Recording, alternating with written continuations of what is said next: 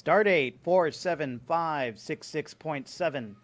Welcome to Star Trek Discovery Pod.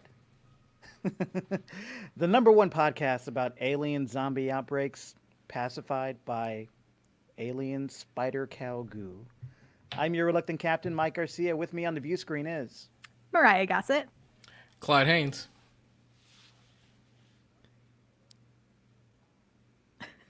And Grant Davis. This week we're covering the series premiere of Star Trek Lower Decks. Guys, the drought is over.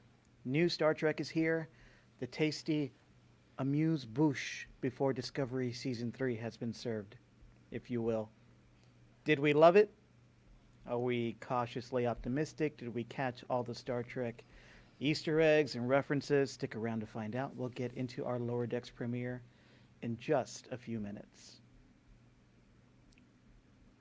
And if you are listening to us or watching us live on YouTube, but you're like, where else can I listen to this podcast? You can check us out and subscribe on Apple, Spotify, of course, YouTube. And all of the links are at StarTrekPod.co.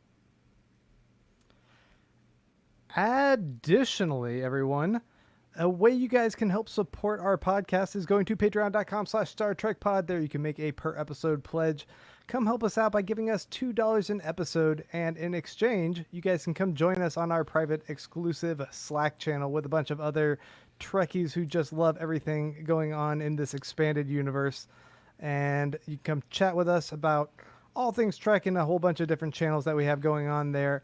And we also do bonus exclusive episodes just for you guys. Currently, we have been going through the Kelvin verse of Star Trek movies, checking out those Chris Pine, Beautiful Eyes, and The best Chris. And all the goodness that J.J. Abrams and I think it's I don't remember who directed the third one. But anyway, we're going to be talking about all those movies, and you guys can hear our reviews if you go to patreon.com/StarTrekPod.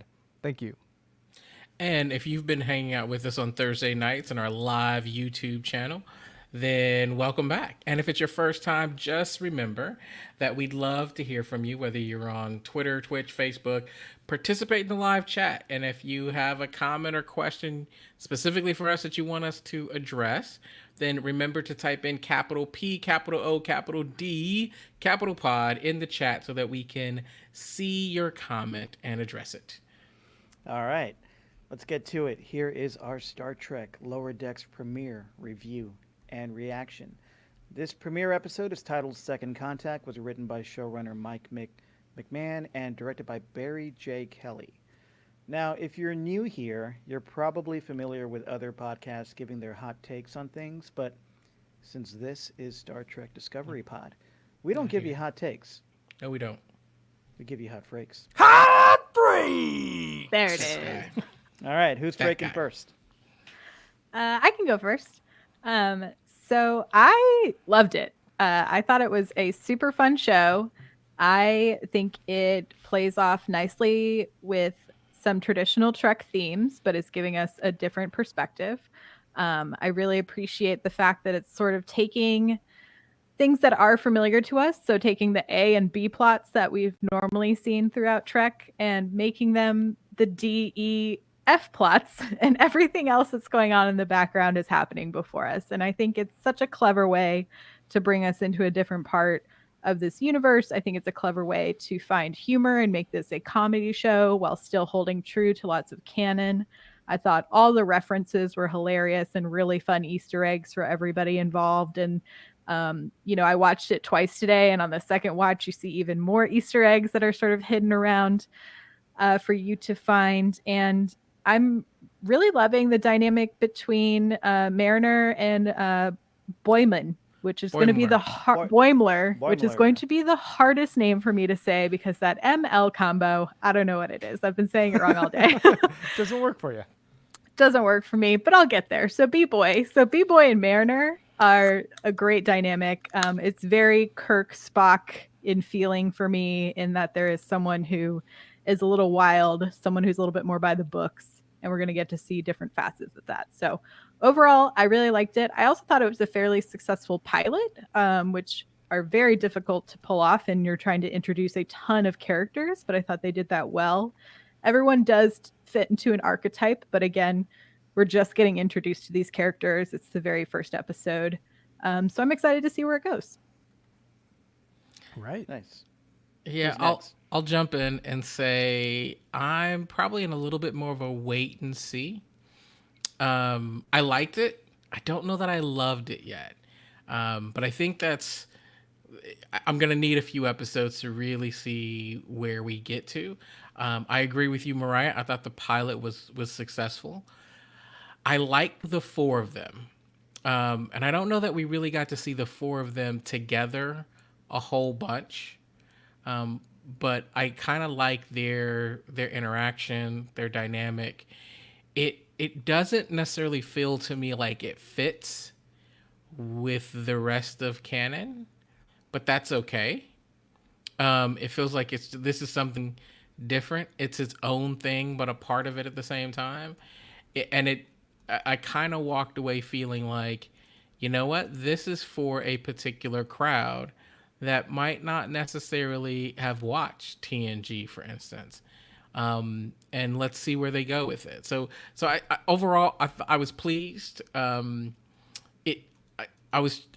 wanted to know whether or not it was going to remind me of Rick and Morty, and it does, in a good way.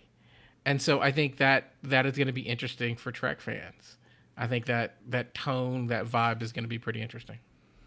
Okay, I want to go next because Clyde, you and I are pretty much the old school Trek fans. I know Mariah, you're into the '90s Voyager stuff, but Clyde and I have been deep in TNG, deep into DS9. Like, Just because I couldn't watch it on first run does not mean I was not physically able. You were alive, and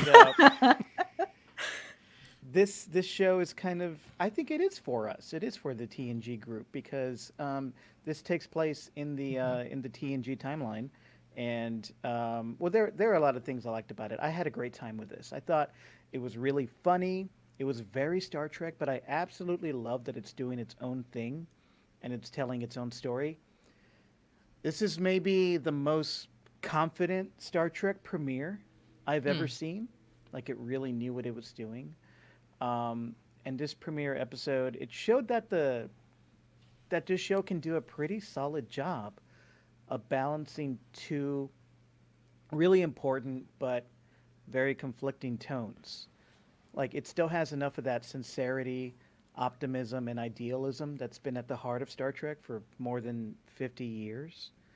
But it successfully integrates that snappy, satirical humor of modern day comedies. And like, besides the characters and most of the jokes and references, which made all of this so fun, there were three things that I really loved. First, I kind of can't overstate how much I appreciate workplace comedies about smart, competent, underappreciated people. I think most of us can relate to this. And I think that Lower Decks is kind of telling the story of us as a people right now. Because like most of us, okay, I'm taking this a little too far, but hear me out. But This Star Trek cartoon is about all of us. Okay, most of us are like competent, skilled, kind, decent people who work hard Most of us? to make our lives and the world better. All four of us, yes. I'm talking about most of us in the world. Okay. Us. Okay. So we're all good people. We're working hard to make the world better, but we are constantly being undermined by the dipshits in charge. And that's kind of what this show is all about. So hell yes to this show for acknowledging that, right? Second, on this podcast, we often talk about the darker side of the Federation and how sometimes on Star Trek, the Federation can kind of act like the Empire from Star Trek or Star Wars. Like, not ruthless or evil, but definitely omnipresent, like all over the galaxy, bureaucratic, homogenized. And in this episode, Lower Decks definitely, I thought, acknowledged that and leans into that a little bit for some of the best comedy bits, especially when we see the senior staff of the Cerritos through the perspective of the Lower Decks crew, especially Mariner. And we clearly see that the senior staff kind of let their positions go to their head, even if the support staff is more skilled than they are in certain aspects. So, hell yes to that. Third, another thing I love about Star Trek are the adventure stories. And this episode definitely had a fun, super weird sci-fi adventure. And in the case of the zombie plague breakout or the rage virus, that that sci-fi adventure was also wrapped into this cute little romantic story that told us so much about the characters. That was great. It did double duty. So yeah, this is definitely going to be a bright spot for me over the next few months as a Trek fan. That being said, I think a lot of the trailers and the promo clips were all taken from this first episode, and that kind of dampened some of the jokes and scenes for me a little bit because I'd seen them. So I'm looking forward to seeing stuff I haven't seen before with the new episodes. So yeah, I'm all in. Well, I guess I'll round it out then and say I really enjoyed this. I thought it was a really fun, solid pilot episode. For any new listeners that we might have, I am probably the least familiar with the world of Trek of the four of us. And what I'm definitely I'm definitely the least familiar. What I appreciate about this episode was that there seems to be very little barrier to entry for this episode. I don't have to understand a lot of how the world is constructed. I know they're on a spaceship. They're going to make second contact with an alien species. These people are the underlings, and there's a social hierarchy on this ship. Like, that's about it. There's aliens. It's a fun exploration. I remember when we were watching Picard, I had to keep going, okay, wait, who are these people? I don't know what a Romulan is. What's the guy with the spoon in the head? And how are these talking doctor holograms? I didn't get a lot of things that seemed to be like, oh, you would have understood this had you already watched all this other Trek. So this one is, it's straightforward. It has a very familiar energy and vibe. I already like Rick and Morty. And this very much feels of that aesthetic and just tonally, it's mimicking this high energy, rapid pace dynamic of all these characters bouncing off of each other. For the most part, I think all of the characters feel pretty realized, and I get a good sense of who they are. Maybe Rutherford is the one that I still was a little bit like, I don't really know who this person is or how they fit in yet. But everyone else, I get it. I get that type of character and what they're going to lend to the whole dynamic of the group. And overall, I thought that more happens in this episode than in TNG episodes that you guys have had me watch that are so slow and boring at times and just, that is... Cut his mic. Mike cut his mic They're off. really walking slowly down that hallway and giving knowing glances or whatever. I don't know. They're having the deep conversations on TNG. Maybe they're not having them on Lower Decks. And that's one of the things I've seen people complain about, and I'm sure we can discuss this more in length, but I know that the tone of this show, because it's going sillier, zanier, more comedic, it's kind of bending the laws of physics, and like especially when Boimler's getting sucked in and out of the spider's mouth as like a little pacifier thing, like that's not fitting in the tone of Star Trek that we know. So it's obviously a bit of parody. It feels much more in line with like Galaxy Quest or what was the Seth MacFarlane one that's been going on? The Orville. The Oracle. The Orville. Orville. Right. So I see it just being a little bit more slapstick, silly humor there. But it's fun, and if you can kind of take a step back from worrying about how this tonally fits into the world of Trek, I think it was awesome. I loved it.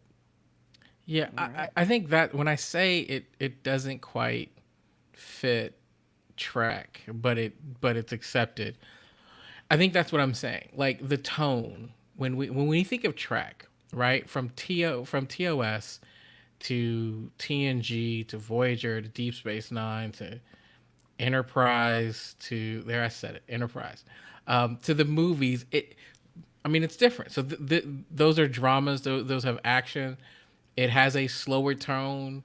It's focused, but they've all tried to give us this sense of possibility of what the future could be, almost as ideal state. This thing that we can hope for. This isn't that, and that's okay. But it is a shift. I think you're dead on, Grant.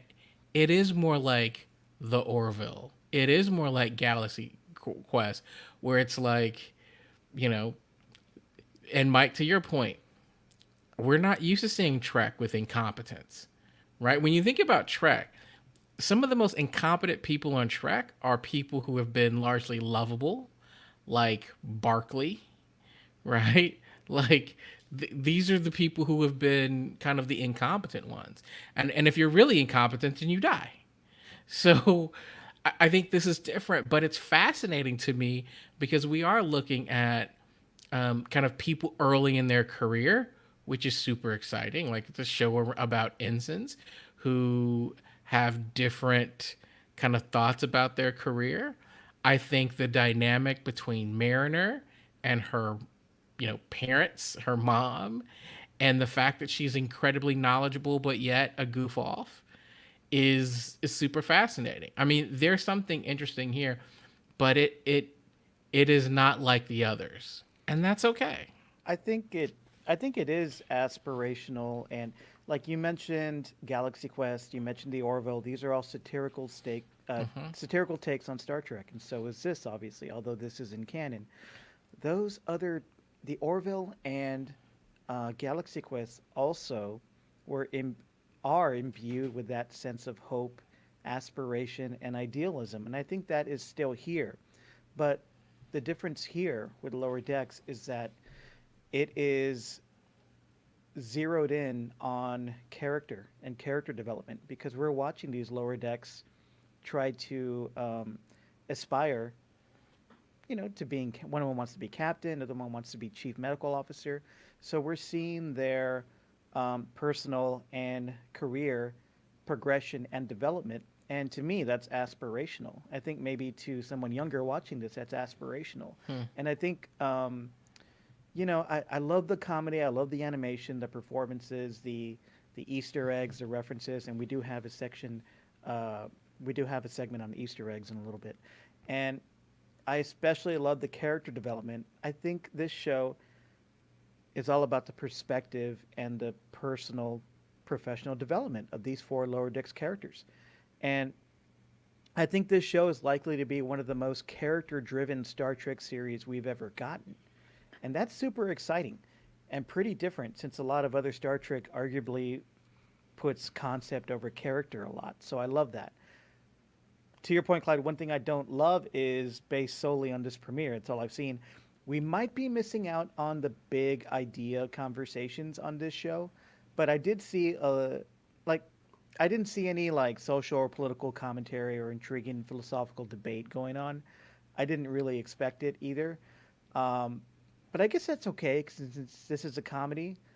Or maybe that heavier stuff will come later when the series gets its feet wet a little. But I think Lower Decks does impart themes of aspiration, of believing in yourself, the value of friendship and diversity, and all that good stuff is there in this first episode.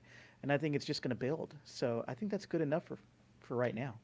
Yeah, I had a conversation with my spouse earlier because he was very like, oh, this is very different Trek. He's sort of like the shock of the first episode of Discovery, like we started with a mutiny, which is very strange for Trek, right? So this is familiar territory for all of us. And, he was saying most Trek episodes are some sort of morality play, right? But we're now having to condense any concepts and bigger issues into 22 minutes because these are shorter animated series. And so I think it's going to be less big issues and more those smaller interpersonal dynamics that we're going to see in this show. And I think we already see it developing, especially with Mariner, who is someone who's obviously gone up ranks and then has to come back down because she didn't maybe like the pressure at the top. This is something that remains to be seen. But to me, the big moral of this particular episode was you have to figure out where your own moralities lie and where your own boundaries are. And I think we saw that with each character in this episode, because Mariner is the one who's testing, like Boimler. I'm gonna get it right eventually, Boimler, and seeing where his sort of loyalties lie. Like, is it going to be with him, with her, and with the rest of the lower decks crew, or is he just going to be like a boot kisser who wants to just move up? And in the end, he decides, like, well, there's a little bit of both. And I think of it, even, we just reviewed Into Darkness, where we saw Spock and Kirk sort of going through a similar thing. Like, Kirk shouldn't have rescued Spock out of the volcano, and Spock filed the report because he's the rule book boy. And they were both right. And in this essence, both Boimler and Mariner were also both right, because while Mariner did technically break the rules, she wasn't harming anybody. And so I think, to me, their storyline is probably going to have the most sort of like moral of the story sort of going on. But we also saw it with sorry, I'm learning everybody's names. I was like, Pillboy. He's not Pillboy. Rutherford. Pillboy. Rutherford is figuring out what he wants out of a relationship being on a ship. And so he went on with this seemingly action-packed, amazing date, but then he realized he just wants someone who's just as into their job as he is. And then we get to see Ensign Tendi, who, sort of seems a little gung-ho. Maybe she could get a little starry-eyed at the top of this episode, but she jumps in and starts pumping a heart, and by the end of it has had like the best day ever. And so she's kind of that perpetual optimism. And so I think that'll be interesting to see how that ebbs and flows with her throughout the series. So, yeah. Yeah, I completely agree. The characterizations of this lower decks crew, and how they relate to each other, and how they change each other, and the bond of that friendship that they're forming, that's really the meat of this story, I think. Yeah, I like that, Mike. I also like the fact that bond on the first day.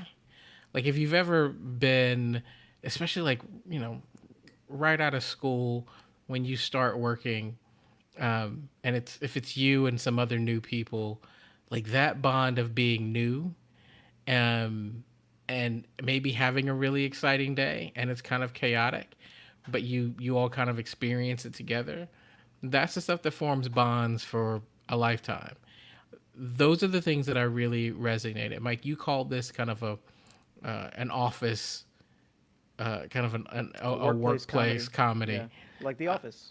Yeah, and I think that is something that's new. I don't know that I would have ever referred to Star Trek as a workplace anything, but it's kind of interesting to see what it's like in these other places. I think I read somewhere that said this is the show that lets you know what happens in the life of those people who typically we see get sucked out when there's a hull breach.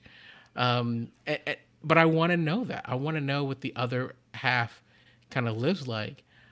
I think I'm a little surprised that the command crew is so just... They're a little arrogant.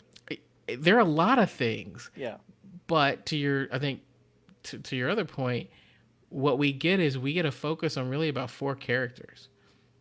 And I don't know that we've ever had that before either. And so that's exciting because it hones in. There's really nobody else to like, right? We'll get a couple pieces here, but we get 4 characters that we really get to grow with from their first day on the job. That does feel a little Office-like to me, and that is exciting.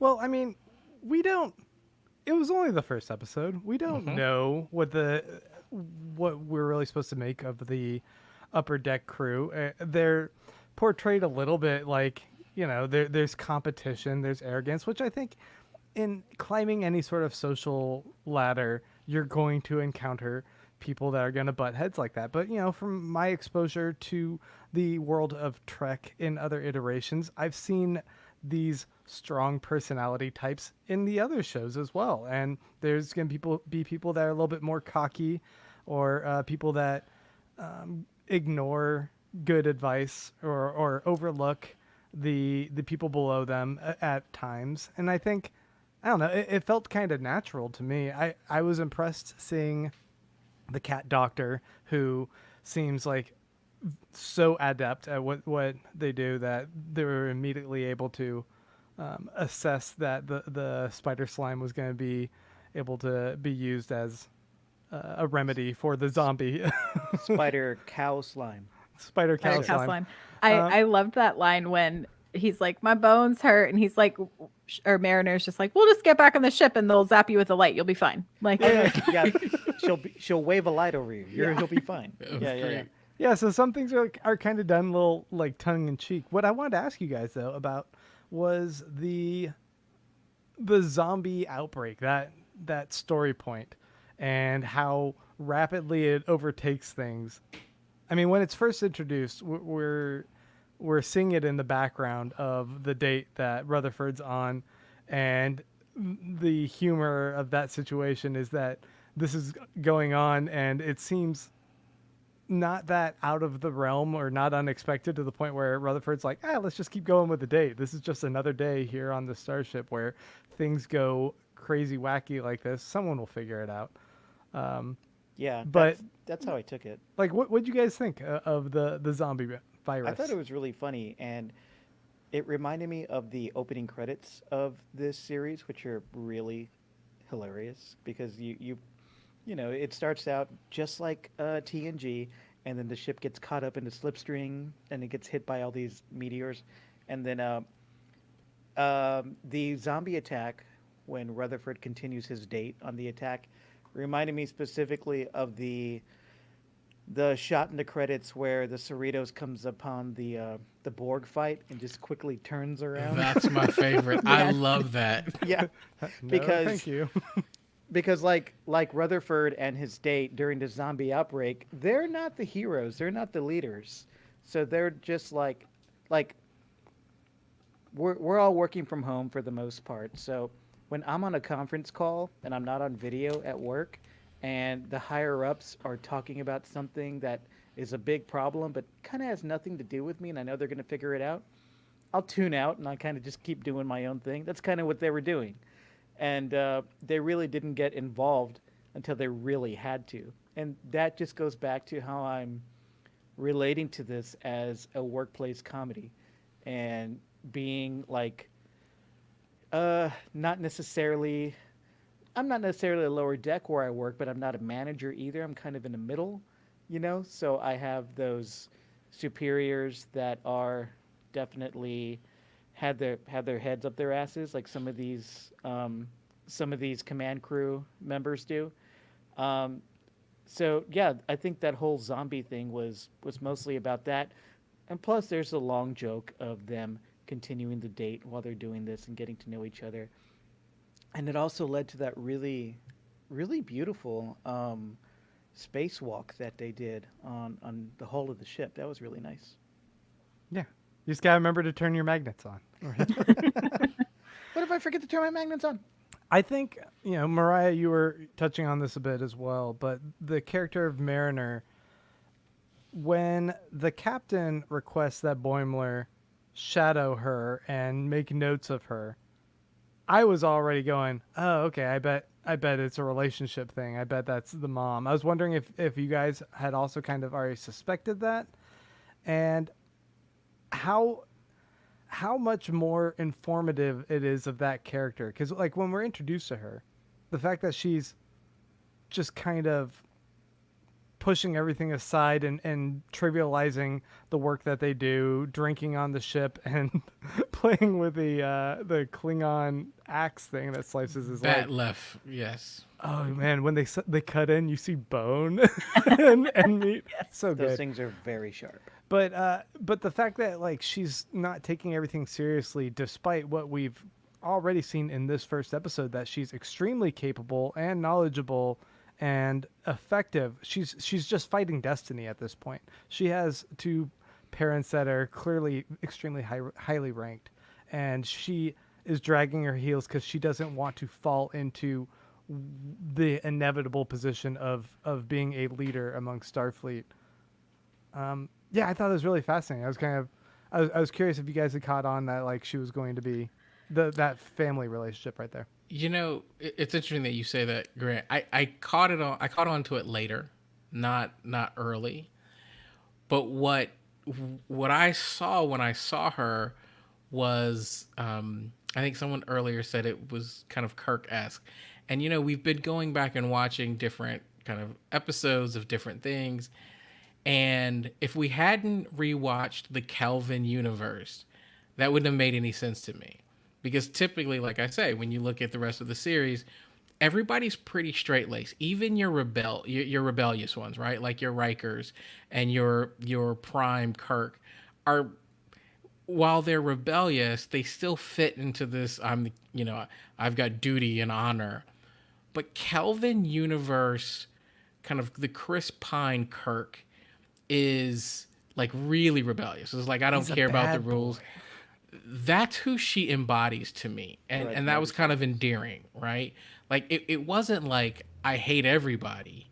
It was, I kind of know what's right.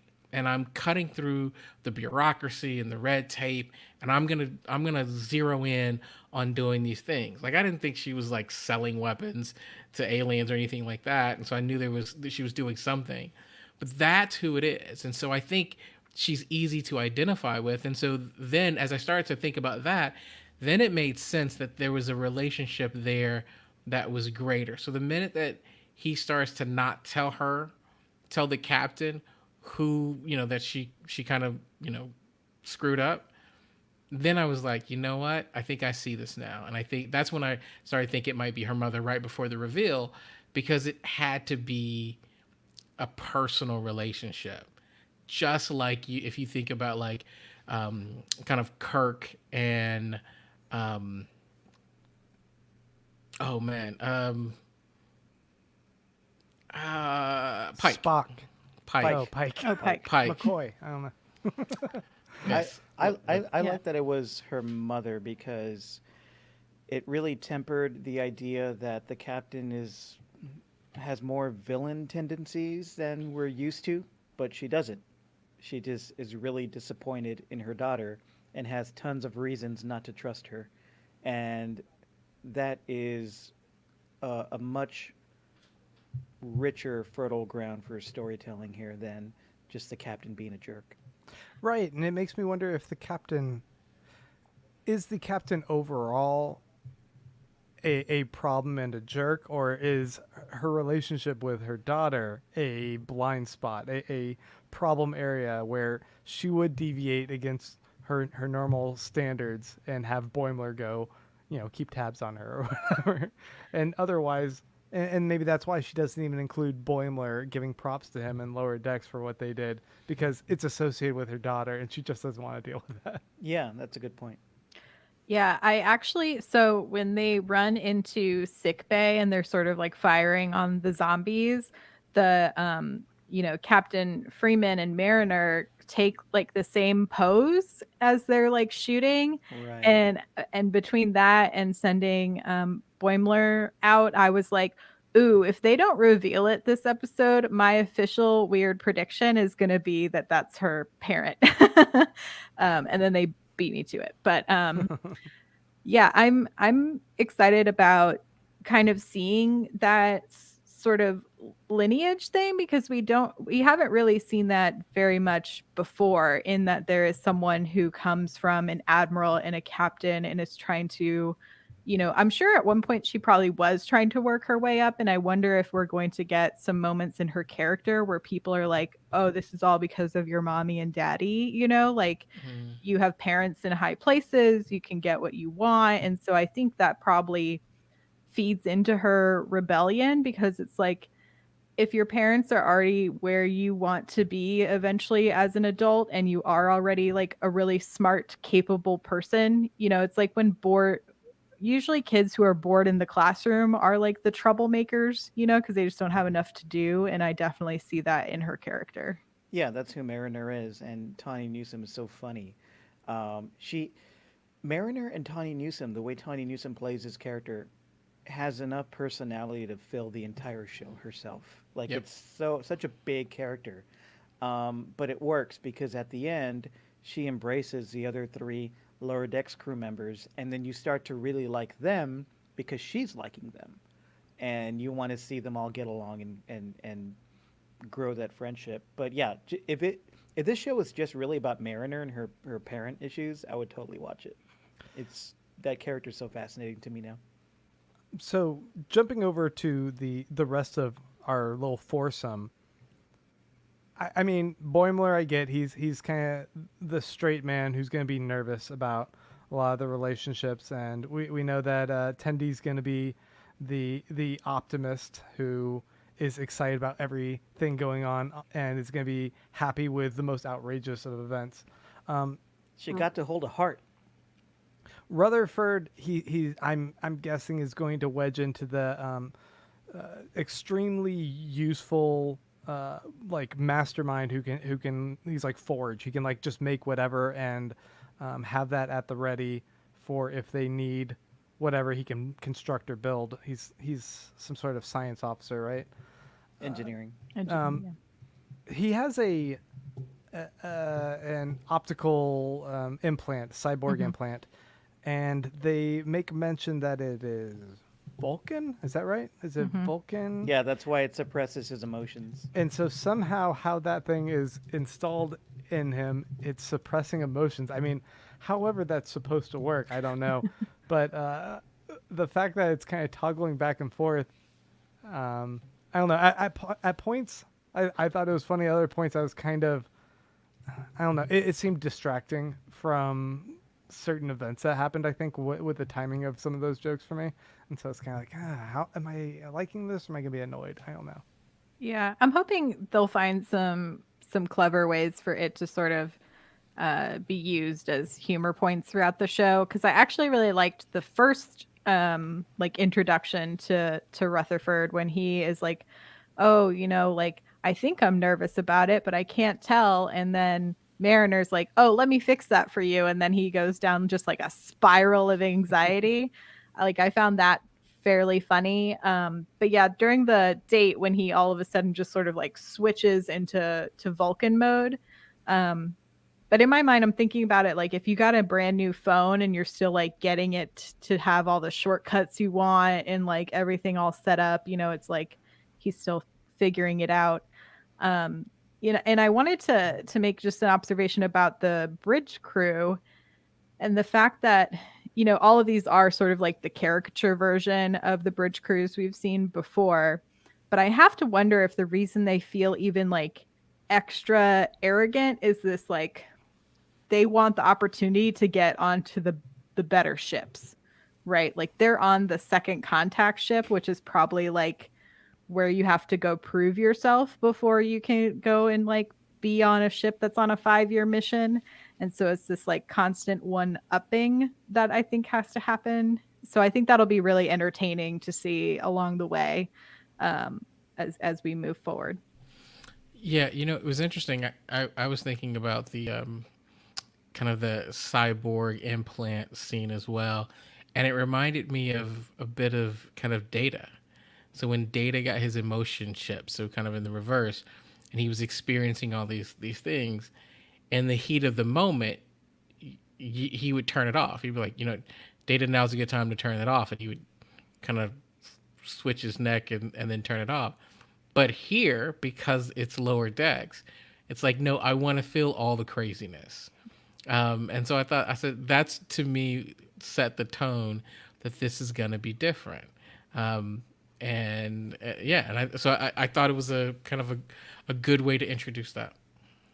One of my favorite moments with Rutherford was when he's on the date and he's talking to the Trill and that he's dating, and she's like, "You're in engineering. That must be pretty exciting." He's like, "No, I just fix the replicators all day."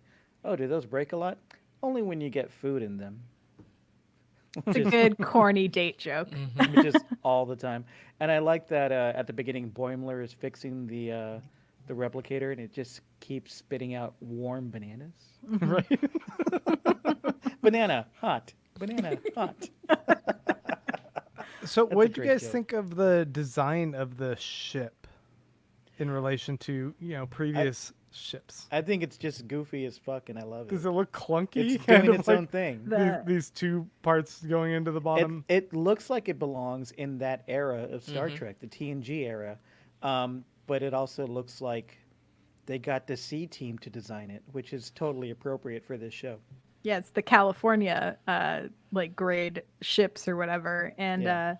I think the interiors look really cool. And in the I don't know if y'all watched the like behind the scenes thing that Will Wheaton hosts, the Ready Room. That's Ready what Room. it's called. Yeah. So he did an interview with Mike Mahan and the assistant director, I think, from this episode. I can't remember his name. I didn't get to finish it before the pod, but they were talking about specifically animating to fit into the Trek world and how the ship couldn't just look like a cartoon ship. It needed to look like a Star Trek ship that somehow fit into the animated style that they were using. So they were more retrofitting the animation to be more like Trek specifically for the ship.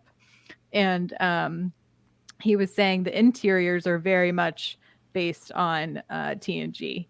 And they worked with some of the production and creative team from the original TNG days to sort of match a lot of those things, like the carpet and the way that the door panels look and how the different panels on the ceiling on the bridge turn red when they're under a red alert. And like, they're very detail oriented. So Yeah, we'll get into a little bit of that with the Easter eggs, but let's talk about some of these Rick and Morty comparisons. Because before today, I think we all figured Lower Decks would be incessantly compared to Rick and Morty, not only because of McMahon's involvement, but also the animation style, the irreverent tone, and most TV critics I follow are already calling this a watered down Rick and Morty and giving it like middling to bad reviews, mostly because of that comparison. Like some critics are even calling Lower Decks irrelevant in the age of Rick and Morty. Who are you And following? Stop following them. dum-dums. this is Alan Sepinwall, bro. Oh, And I can kind of see where they're coming from, My but boy I think Alan it's said pretty that? clear that Lower Decks is made for the Rick and Morty audience can definitely enjoy this, but it's also made for a broader audience. I mean, I love Rick and Morty, but sometimes I want that intelligent, irreverent, PG-13 trending towards R humor of Rick and Morty without that overt crushing cynicism and that bleakness. And Lower Decks is the answer to that. I think it works. I mean, I see it. In fact, I was going to say right before you brought this up that this is the animation studio I think you brought up last week. Yeah, that Titmouse. actually works on like Venture Brothers. Yeah. But what I was seeing was a lot of kind of stylistic choices that felt a lot more in line with Rick and Morty, especially on the alien planet. Like how they were depicting the landscape of the alien planet and the aliens all felt much more familiar to like the style that I've seen on Rick and Morty than in anything in Venture Brothers or I guess other Titmouse projects. So I was thinking the inspiration there was a little bit more Rick and Morty influenced. That said, I mean, I agree that the energy level definitely matches that of Rick and Morty and a little bit of more of the, I mean, I don't know. I guess there's a little bit of blue humor in like, naked butts and whatever. But it never seems to, it doesn't go for gross out shock, lowbrow 13-year-old humor. Which, like, Rick and Morty balances that with, like, really smart humor really well in a really rapid pace, which is why it's got such a good appeal, unfortunately, across the board. And you have to deal with some of that audience as well that you don't, you wish you didn't. So maybe this is a good thing that it doesn't have as much of that immature appeal so that we, in the Star Trek audience, won't have to deal with that subsection of Rick and Morty fans. Yeah, I think the thing about Rick and Morty is it's gonna take it pretty far, right? So every time I turn on Rick and Morty, I'm immediately just conscious of who's in the room. tensed. right? Like it's just one of those things where the jokes, the humor, even the visual effects, it's almost always on a 10, right? If it's not on a 10, it's on an 8 getting ready to go to a 10. And if they apply that tonnage to Star Trek, I think one, it probably would break Star Trek, and the backlash would be immense, right? Because you can't have all of those types of jokes, the Mike, to your point, the cynicism, the negativity that kind of Rick brings in, you know, there's an episode of Rick and Morty where he literally he has a child with a planet, like He does. like that doesn't work in Star Trek. And so to say it's watered down, to that I would say yes, and it's supposed to be, because the tone here is different. You've got this source material that is very specific and a little bit formal, and at times it can be a little stuffy. And so I think the fact that they've been able to take it as far as they can without breaking it is probably actually admirable, right? To get this type of tone from something that has been, the West Wing of sci-fi is important. I mean, it's congratulations to being able to do that and not break it. Yeah, I think a lot of I'm glad you brought up like the West Wing of sci-fi, because I almost think of this as like the less irreverent Veep of Star Trek. Like, do you know what I mean? Like, it's Well the done, workplace yes. drama where Mhm. everything is like a little extreme. But and some people are talking about Kuhn was talking about the Olympic training facility scene, which was like really quick and funny.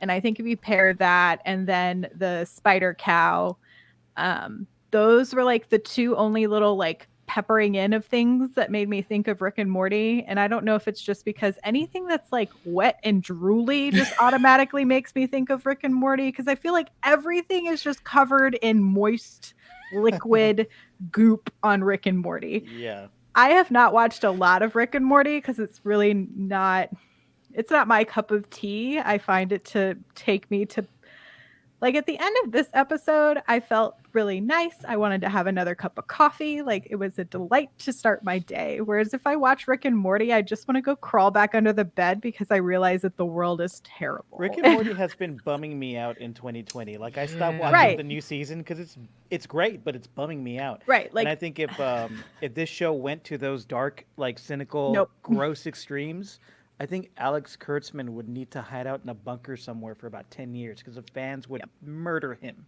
yeah, and I think the like those tone pieces that are very Rick and Morty-esque, the anything with goop is just going to be that for me. But they were funny and not just gross, like because like the thing. So I'm gonna just say the cow spider.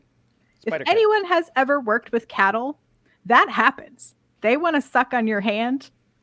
It's a real thing. Or you have to shove your hand up another end because that's what you need to do when you're raising cattle.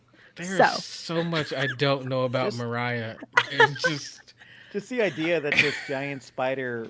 I'm that just they saying, milk- they make gloves that go up to here for a reason, and it has to do with cows. So, like, Sometimes. most of the time. And so I'm just saying, Mike has. I other thought it purposes. was, as someone whose father grew up on a cattle farm, that whole scene to me was very funny. Very, very funny. Let's talk about favorite moments in this episode before we dive into some of the Easter eggs. I really liked Mariner giving her Starfleet cred spiel to Boimler on the planet when she's like, ever been trapped in a sentient cave? That's a dark place that knows things. And she talks about she was in a Klingon prison and the Yeti stole her shoe because he's a dick. I love how she freely admits that being in Starfleet puts you in all these fucked up situations and can kind of fuck you up in the head. Like, she's seen some shit, and I love that. I was struggling with this scene for a while, but we have this great date with Rutherford, right? So, I mean, it's weird, but they're in the middle, and you're like, wow. Like if you've ever been on a first date that has just been great, you know what I mean? Like there's all types of first dates that have been terrible. But if you've ever been on a first date where you're like, wow, I can't believe it's going this well, and then it just kind of turns on a dime, like at the last minute. I, that is what I was kind of looking at with Rutherford. Like he's having this great date there. She's like, I'm right there with you. And then she doesn't get something that's kind of fundamental about him, something that drives him, and then it's over. Like it's done. And I was like, that's pretty interesting. Like that was an interesting place to take it. I didn't know we were going there, but I really like that.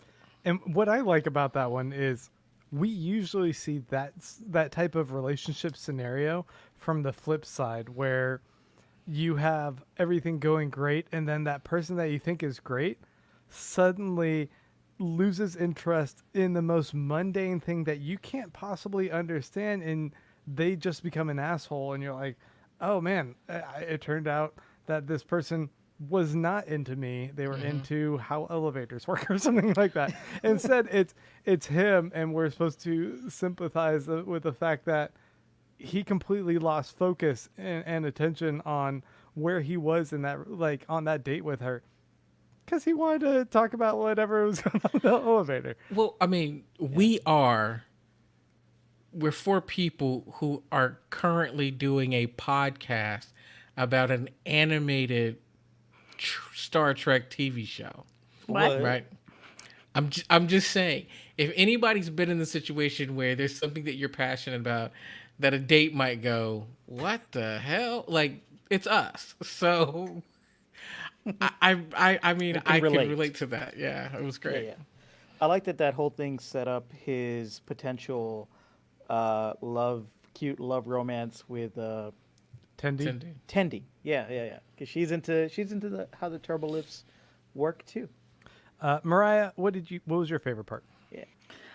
Oh man, I think I liked the tour of the ship, because I think that's something that we don't get to see on any other show, because you're having to move from set to set, whereas this one they get to just like animate whatever they want. And so I thought that was just a funny like back and forth, and we also got to know so much about Boimler and Mariner in that aspect, where she's like, this is a bunch of stuff that doesn't matter, and he's like, no, this is really important, I thought that was great. And then I also just really enjoyed the very last scene where they all just kind of like squat down in front of the wall covered in black slime, pink slime, like whatever. And and everyone's like, woof, what a crazy first day. But then Ensign Tendi is just like, I got to hold a heart. Today was awesome. Like I thought that was really cute. And then I know we were supposed to only pick one. I really like the whole episode, so it's hard. No. Then the bar that's scene. what my kids do. They go like, oh, I'm like, what's your favorite part of the day? And they go, everything. I'm like, that's not the answer. Okay. Well, then my final favorite scene was the bar, because we get just like rapid fire Trek, call outs. Yeah. Well, Mariah, I was just joking. It was okay. You did that. Mariah, I like what you said about the tour, because I think when we watch Trek, the warp core is supposed to be this really magnificent scene, right? It's like, wow, it's set up that the engineering kind of department is always like, that's the coolest part of the ship. But if we're honest, right, the holodeck, which they rarely use, would be the first place we'd all want to go. Right. Right, you'd be like, yeah, the warp core is going to be there, but this holodeck, I could be anywhere. And I love how Mariner's like, you can make porn here, like really easy, like super easy. Like, They straight up show like the dudes working out all naked. Yeah. I'm glad to see the Olympics are still happening in whatever this star date is, Okay, now it's time for a new segment designed specifically for Lower Decks. It's called Mike Fails at Pointing Out All the Easter Eggs in Lower Decks. Easter eggs. Okay, so I'm going to list all the references and Easter eggs I caught without looking online for a list or whatever. I will say that our Patreon Slack pointed out a few of these to me that I didn't already have, so props to them. Thank you for that. All right, here we go. The main theme features notes and nods to obviously iconic past Star Trek themes by Alexander Courage, Jerry Goldsmith, James Horner. Kind of like the TNG theme, the motion picture theme is kind of there too, obviously. The entire opening credit sequence, it's a riff on the 90s style of TNG and Voyager and DS9 shows. Very much like that. Where the ship comes in this way, and then it goes in this way, and then this way, Yeah. and it turns around. And the blue font. Yeah. Also, in the opening credits, we see a Borg attack, and the Cerritos promptly retreats, of course. I'm not going to point out every single thing. But, in the opening scene, Mariner is drunkenly swinging a Klingon batleth. Whoa, that doesn't work. But that is a bat lift. I will move the branding. There we go. So, yeah, that's a Klingon batleth. Obviously, we first saw Worf use one. We see Klingons use these all throughout 90s Star Trek. And in this scene, Mariner also mentions that she got the batleth from a guy with an eye patch. And since they're docked at a Federation space station, they could be docked at DS9, which could mean that she got the batleth from Martok, who is a Klingon who is missing an eye, who hangs out at DS9 all the time. And at this time, actually, he's the Chancellor, I believe, of the Klingon Empire. So maybe Mariner would know that, and she wouldn't just call him the guy with the eye patch. But she was also drunk, so maybe she didn't recognize him. They did say what the space station was in the opening, so I'll have to go back and Did they? listen to it. Yeah. Okay. I could be wrong about that one. Boimler mentions that the Cerritos has a cetacean ops section, which was a part of the Enterprise D in an alternate reality, but potentially never made canon in the Prime reality till now.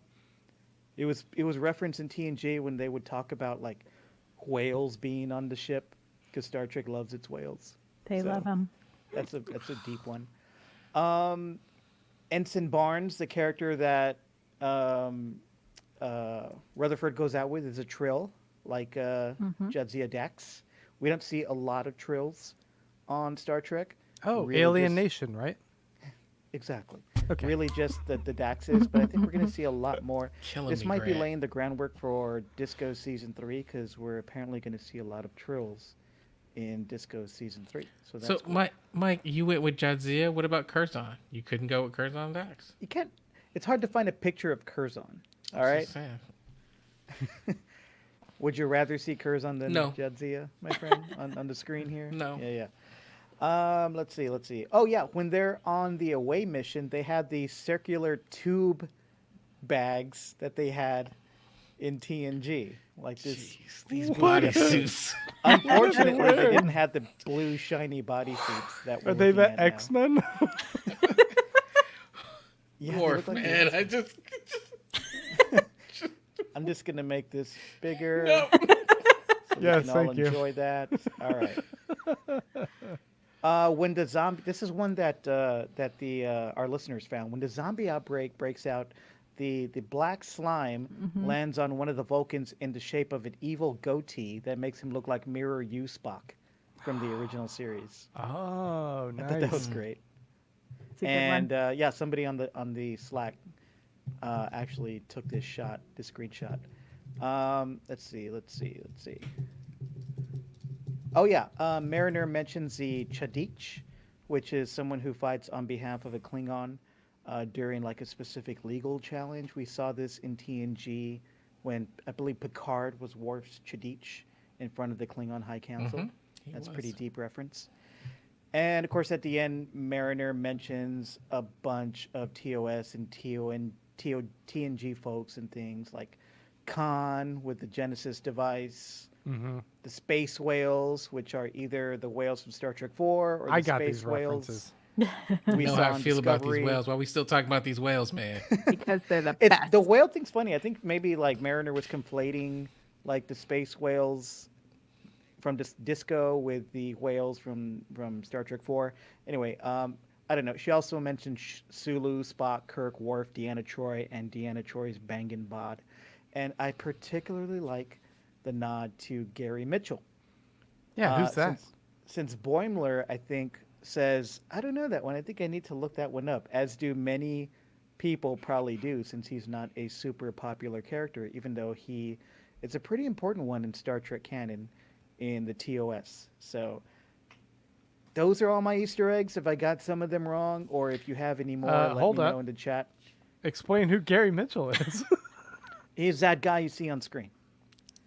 He was just I believe he was a lieutenant on the Enterprise with Kirk and TOS, and there was an episode in which he was just, I'm going to dumb this down a lot. He was That's just fine. zapped by an alien entity, and he basically turned into an all-knowing, all-seeing God-type character who went crazy. And they Okay. had to kill him. So That it's happens the every once Phoenix in a while. Saga.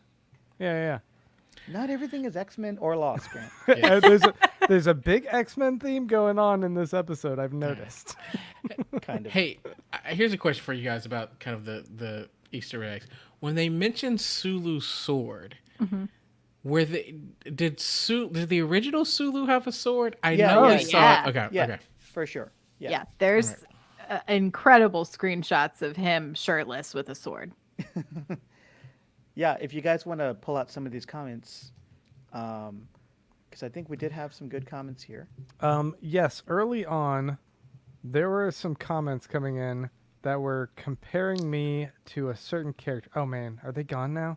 I don't think I can scroll up to it. I think it was too early on in the episode. They were saying I was the something or other character, and I had no idea what they were talking about. I was gonna ask you guys who that was. Okay, guys, if you're comparing Grant to somebody in the live chat, let us know who it was. It was right when we started, and I was like, "What does that mean?" I'm the Tanya is reminding me that Gary Mitchell and Kirk were good friends before they turned into adversaries. It's good. Yeah, I'm trying to find Mariah Boingler was covered in goo for a good part of the ep. Yes, he was lots and lots of goo. Thanks, Home Chicky. I'm looking at some of these Sulu pictures, and You're welcome. Yeah, I don't know if it makes me more of a Sulu fan or less of a Sulu fan. He looks absolutely insane. we got the P.W. Gregory says, Tendi is my favorite character so far. Who else can be so adorable pumping someone's heart outside of their body? Agreed. I was trying to figure out though why that guy was in sick bay, because I was like, everyone else was turning into zombies. He didn't seem to be turning in, or going through the rages. I just figured and he they looked tore fine. his heart out. Yeah. Oh, but he was a victim. Hmm. Oh, that would make sense. I like this comment from Choopy. She says, she's talking about Rutherford. Who has not experienced this? Also, Rutherford is having a hard time knowing how to feel. I think we have all been experiencing periods of this. Yep. She also added when we were talking about Mariner that that Mariner would be a blind spot for the captain because she knows moms like this and stuff they would not do professionally. They have that blind spot where they would act this way with their kids. Exactly how it Word. goes. Did anyone? Oh, here it is. Who is Chodalik? Chadich. I just mentioned that. Chadich. He Chadich. just said that. It's a Oh, you did? Yeah, it's someone someone who fights on behalf of a Klingon warrior during a specific legal challenge. Yeah. They're saying you need a Chadish. I'm Well, they're Chadish? saying No, you someone need- said Grant is the Chadich. Oh, Sure. Or needs don't- one? Anyway. I will. I guess I was offering to fight on someone else's behalf. Every time we pull up one of these questions, though, it bumps up our thing from the. Yeah. Oh, yeah. We're just. look. I'm Jordy. Okay. I like this quote from Choopy Pod. There was a definite theme of think for yourself in this episode, Agree. for sure. Yeah, and bumping up against the monolithic aspects of the Federation, for sure. And Sulu looks insane because he's the mirror universe Sulu. Thank you, Tanya. That makes a Oh, yeah, lot yeah, of yeah. sense.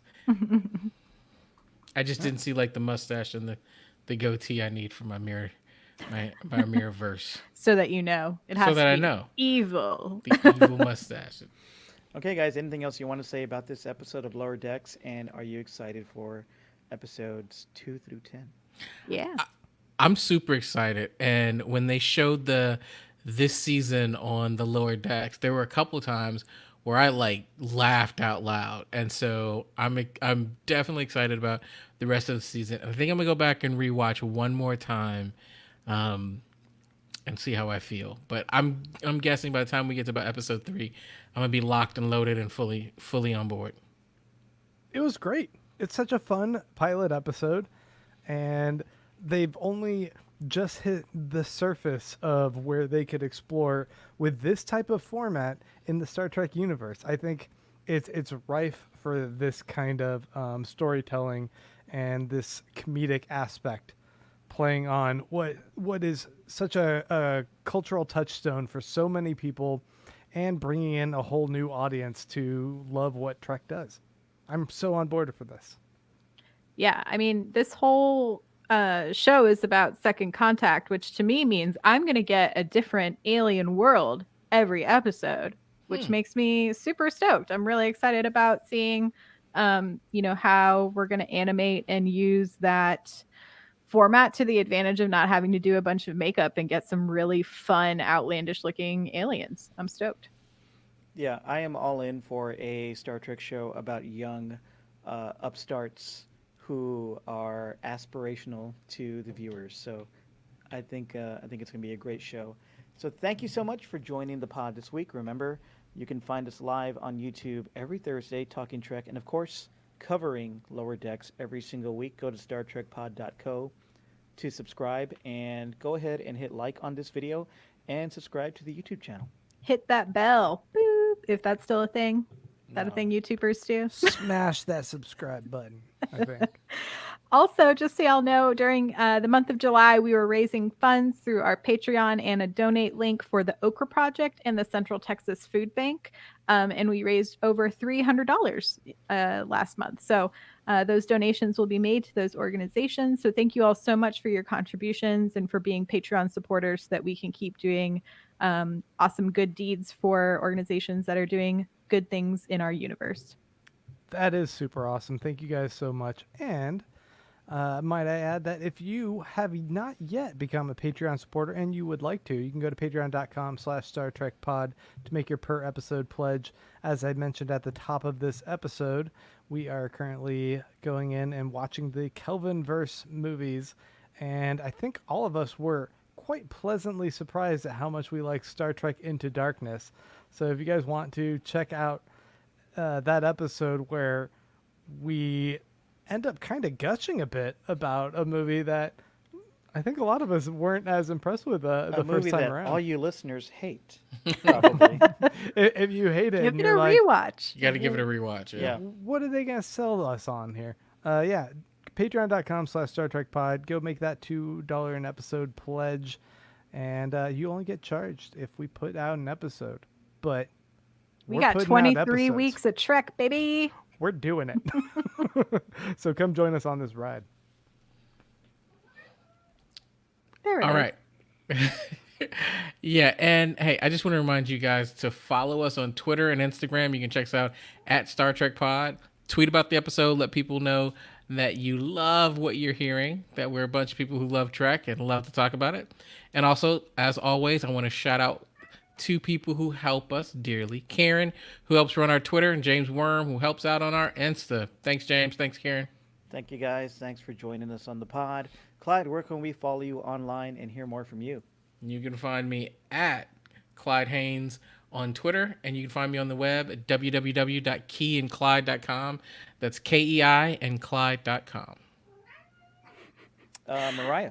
And I'm at Mariah Gossett. That's Mariah with a Y and a Gossett with 2 S's, 2 T's. I apologize. I had a cat who would not leave my office, who's I was now wondering what decided that he is. really wants to leave, but we're almost done. Grant Davis. You can find me at Baron Von Grant over on Instagram, over on Twitter, right here. Follow me on Twitter at Mike M. Garcia. Live long and prosper.